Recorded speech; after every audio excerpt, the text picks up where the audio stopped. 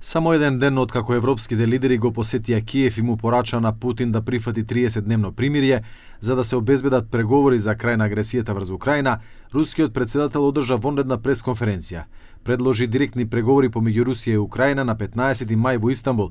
Рече дека директно ќе му се јави на турскиот председател Ердоган да ги организира овие преговори. Начать предлагаем без промедления уже в следующий четверг, 15 мая, в Стамбуле, там, где они проводились ранее и там, где они были прерваны.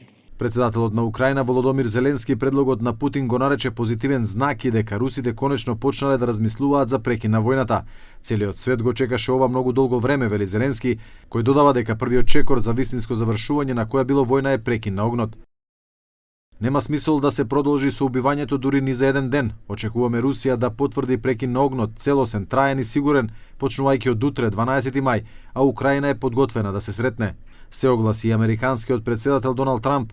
Вели дека предлогот на Путин е потенцијален голем ден за Украина и Русија. Помислете на стотиците илјади животи што ќе бидат спасени ако се надеваме дека ова бесконечно крвопролевање ќе заврши. Тоа ќе биде сосема нов и многу подобар свет. Ќе продолжам да соработувам со двете страни за да се осигурам дека тоа ќе се случи. Сепак дел од светските медиуми пишуваат дека ова е само нов блеф и тактика на Путин.